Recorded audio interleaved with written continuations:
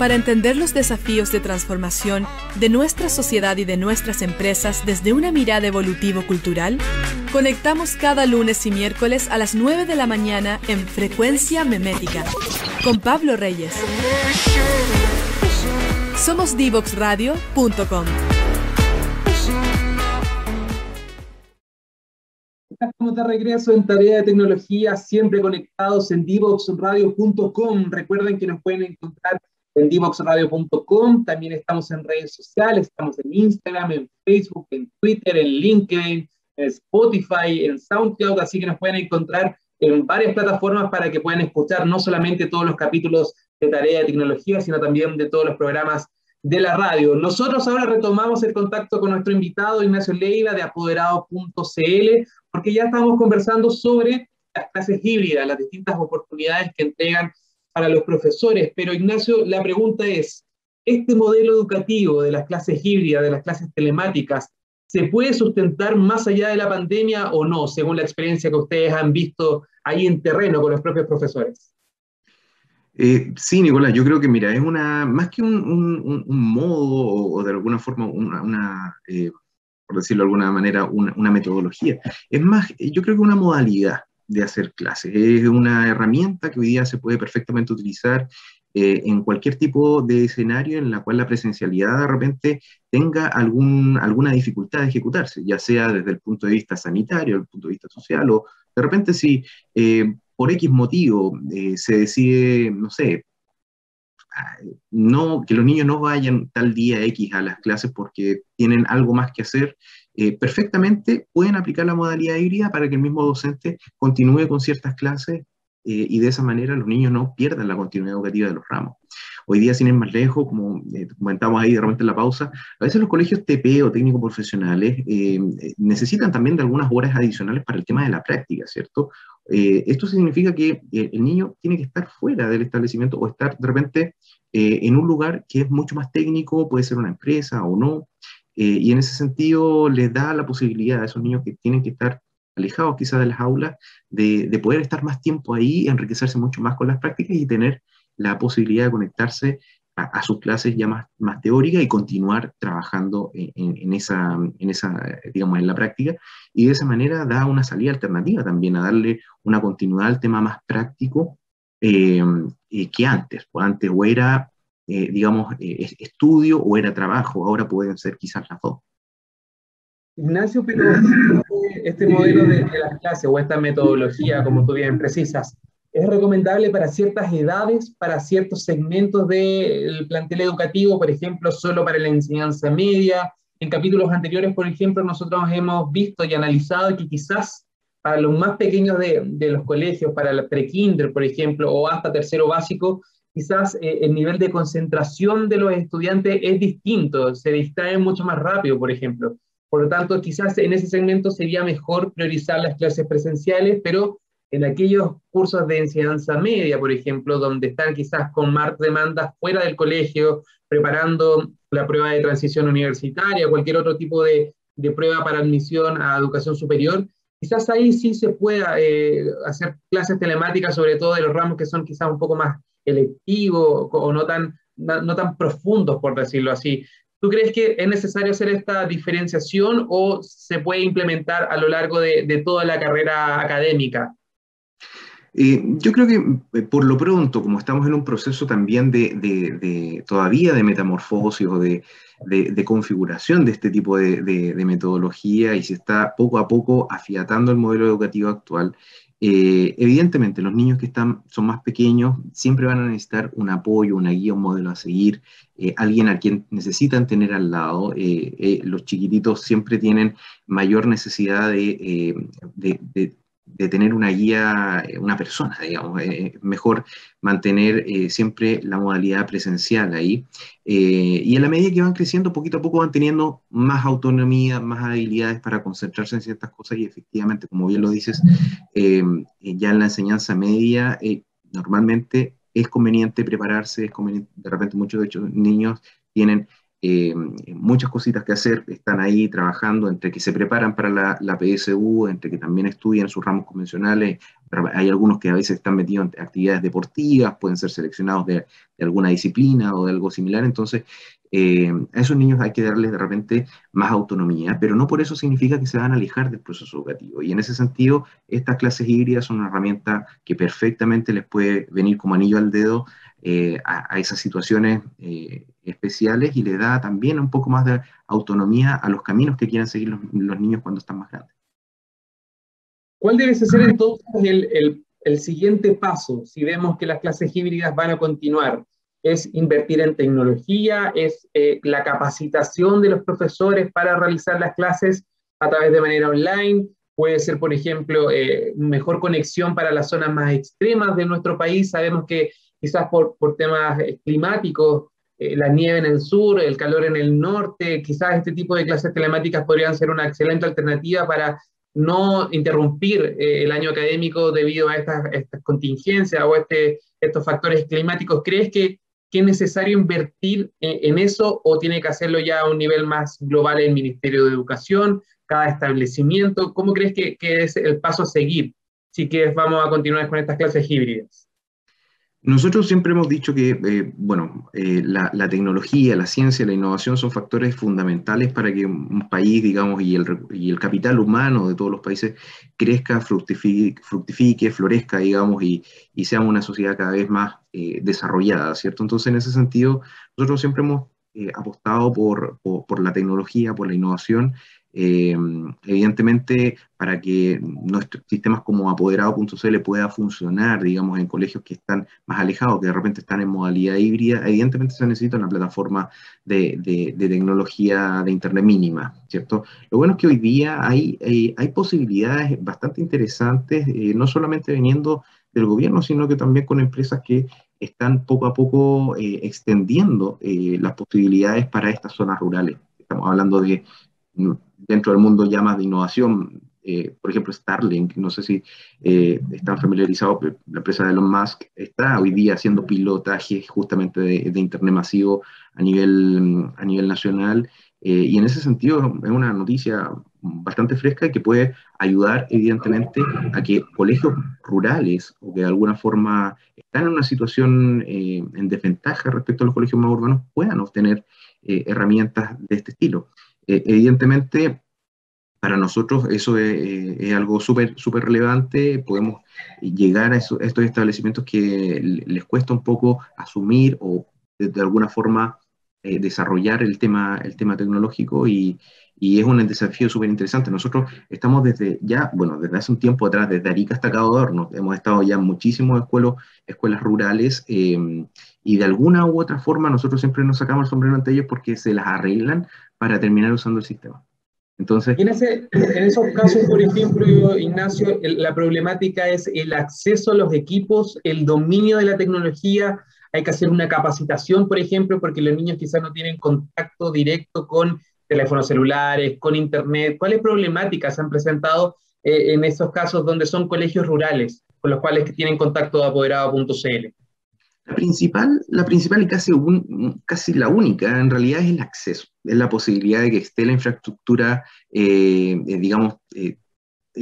telemática, de poder llegar allá con algo de internet, porque ya en lo que respecta, ya teniendo el acceso, en lo que respecta justamente al uso de la herramienta, nuestro foco está puesto en hacerlo sencillo, en hacerlo fácil, y ese es un desafío que nosotros hemos asumido, y es parte de nuestra responsabilidad en que las capacitaciones justamente sean sencillas, sean fáciles de trabajar. De hecho, tenemos todo un área especialmente diseñada para entregarles capacitaciones permanentes y acompañamiento permanente a digamos, al establecimiento completo, independiente de donde esté.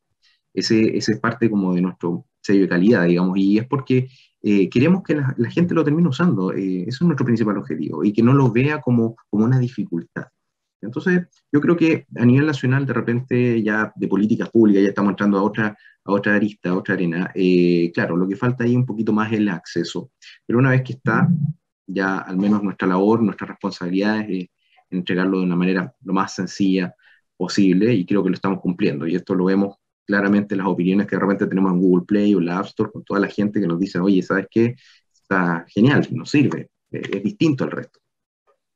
Ignacio, y estas capacitaciones que ustedes realizan varía mucho entre los que son de ciudad con los que son de zonas más rurales. Me refiero sobre todo en el caso de los propios apoderados, que quizás muchas veces viven en zonas donde no hay buena conexión, no tienen tanto teléfonos inteligentes, o quizás las capacidades que tienen estos no son las mismas, porque no son las mismas urgencias que uno tiene dentro de una ciudad. No sé si se entiende un poco el punto, pero Sí. ¿estas capacitaciones varían mucho o depende siempre de las necesidades de cada segmento, de cada población a la cual van a ir a utilizar estas herramientas?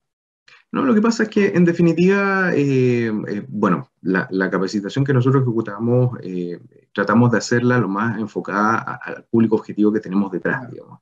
En ese sentido, si nosotros vemos que hay posibilidades de ahondar un poco más, o estamos viendo que de repente no está quedando claro, de repente algún punto, o hay posibilidades de repetirla, nosotros con gusto lo hacemos, digamos, porque sabemos que esas personas a veces necesitan un poco más de acompañamiento, de un nivel de profundización un poquito más profundo, digamos, valga la redundancia, pero la idea es un poco acompañarlos en todo su proceso y poquito a poco terminan usando el sistema. Hay algunos que lo agarran de una manera muy sencilla, muy fácil, y ya está, ¿no? De hecho, hay algunos que ni siquiera tenemos que hacer capacitación, pero hay algunos otros establecimientos donde nos dicen, oye, ¿sabes qué? Necesitamos algo un poco más profundo, una segunda, una tercera, una cuarta vez, y ningún problema. Finalmente entienden la mecánica de funcionamiento y ya después todo fluye en la medida que lo van usando. Así que en ese sentido, sí, hay diferencias entre colegios rurales, de repente, que no tienen las mismas capacidades o que no tengan la misma familiaridad con la tecnología previamente, pero en la medida que la empiezan a usar, se van soltando. Y en ese sentido yo, de verdad, como les decía en un inicio, yo estoy súper contento con la actitud, con la predisposición al desafío que muchos docentes han tenido en todo este proceso de adaptación. Y se nota que realmente es una herramienta que le facilita el trabajo y ellos lo agradecen. Pero el primer paso lo dan ellos, en el sentido de decir, yo me atrevo a usar tecnología.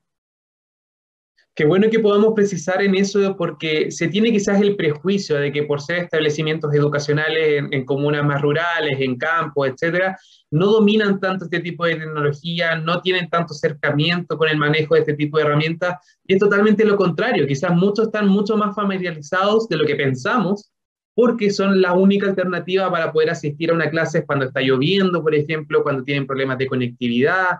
Siempre en los campos, por ejemplo, caen árboles o tienen algunas complicaciones de traslado, por lo tanto, es excelente poder precisar y aclarar que ellos también son parte de este sistema educativo híbrido y por lo tanto también pueden continuar y aprovechar estas distintas herramientas gracias a la tecnología y obviamente apoderado.cl, una de esas herramientas que está ahí disponible. Ahora, te quiero conversar y a llevar a otro arista de esta implementación de esta plataforma que tiene que ver con la actitud de los apoderados.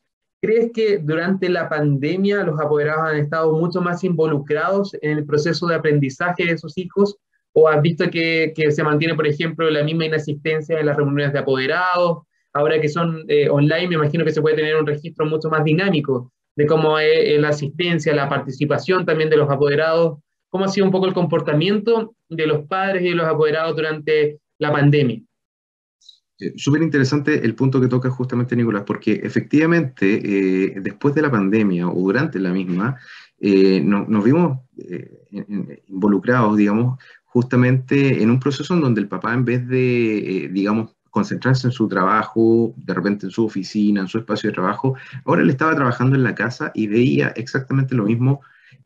Tenía a su hijo al lado, digamos, tenía a su hijo al lado y veía cuánto trabajaba su hijo, y que no es lo mismo que cuando el papá se va a la oficina o la mamá se va al trabajo y no ven a su hijo porque confían en el colegio, ¿cierto?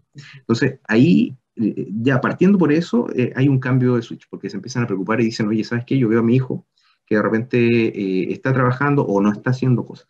Y dicen, oye, mira, escuché ahí mientras pasaba por al lado de que te están pidiendo material, así que me preocupa un poco más. Entonces, ha habido un cambio de mentalidad justamente en todo este proceso, en donde al estar cada vez más, un poquito más juntos, las familias también se han ido comunicando un poco más. Pero al mismo tiempo, como estamos juntos y pegados ante una pantalla, de repente han habido distancias en algunos hogares. Y en ese sentido, la labor que nosotros tenemos como apoderado.cl es recordarle a este apoderado que de repente está a veces más involucrado en sus pantallas que en su entorno, que justamente también hay cosas que son súper relevantes, que tiene que poner atención. Por ejemplo, si un profesor pone una nota, pone una observación positiva o negativa, envía una comunicación, automáticamente suena el teléfono de la familia y le dicen, oye, recuerda que está pasando esto en tu hogar. Y esa atención justamente hace que finalmente el apoderado poco a poco, en la medida que va utilizando estas herramientas tecnológicas, se va involucrando cada vez más en este círculo virtuoso, porque en la medida que él lo hace, automáticamente va apoyando el trabajo que hacen los docentes. Y de una manera bastante particular, porque el docente trabaja durante todo el día para que el niño cambie sus actitudes frente al aprendizaje. Llega al hogar y se desconecta. En cambio, con esto, llega al hogar y se encuentra con una entidad que es su papá, su mamá, su familia, y le dicen, oye, acuérdate que tienes que llevar materiales, acuérdate que tienes que hacer esto, tienes que comprar esto, tienes que, no sé, estudiar para tal evaluación que tenemos en una semana, por ejemplo. Y eso es información que el papá tiene al instante. Entonces, ese nivel de refuerzo hace que evidentemente se le dé continuidad al proceso educativo dentro del hogar también, y hace que al día siguiente el niño llegue con una predisposición diferente. Entonces, este tipo de herramientas tecnológicas no solamente sirven para optimizar tiempos y de alguna forma ayudar a la familia y a los profesores que en realidad están con mucho trabajo, sino que también hacemos un poquito más en ese sentido, dinamizamos el proceso educativo. La relación profesor-familia ahora es muchísimo más fluida y genera ahí una especie de círculo virtuoso en el aprendizaje. Ignacio, para ir cerrando, todas las personas que quieran conocer sobre apoderado.cl, ¿cómo se pueden acercar a ustedes? Me imagino que el contacto es por parte del establecimiento o, por ejemplo, un apoderado que quiera implementar esta herramienta también se puede contactar con ustedes. Nosotros recomendamos, si es que un apoderado se quiere contactar con nosotros, que lo haga ojalá en conjunto con algún profesor jefe o en conjunto con el equipo directivo del establecimiento, y entren ahí, lo están mostrando en pantalla, a www.apoderado.cl. Esto se escribe ahí con doble P de perro, sin ese final, para que lo busquen, o en nuestras redes sociales, también en Facebook, en Instagram, y también en LinkedIn. Si es que nos quieren buscar ahí, estamos ahí también, y la idea un poco es que aprovechen de solicitar ahí una muestra. Esto no tiene ningún compromiso, pueden hacerlo con total libertad, y vamos a poder mostrarles a todo su equipo directivo o docente cómo funciona el interior del sistema, así que los invitamos a que por favor lo hagan, les va a gustar. Excelente, entonces ahí está la invitación por parte de apoderado.cl, aula virtual, mejor contacto con los apoderados, también poder ver el rendimiento de los distintos estudiantes de una manera mucho más eficiente. Son varias las alternativas entonces que están disponibles a través de esta plataforma y que ustedes pueden seguir conociendo a través de apoderado.cl. Ignacio Leiva, subdirector comercial de apoderado.cl, muchas gracias por estar con nosotros esta tarde acá en Tarea de Tecnología. Muchísimas gracias, Nicolás, muchísimas gracias por la invitación. Nosotros nos vamos al último video, la última canción de este capítulo, y a la vuelta la interrogación antes de despedir este capítulo de Tarea de Tecnología, siempre acá en divoxradio.com. No te quedes fuera. Aprende sobre fenómenos naturales, sus riesgos y planificación territorial.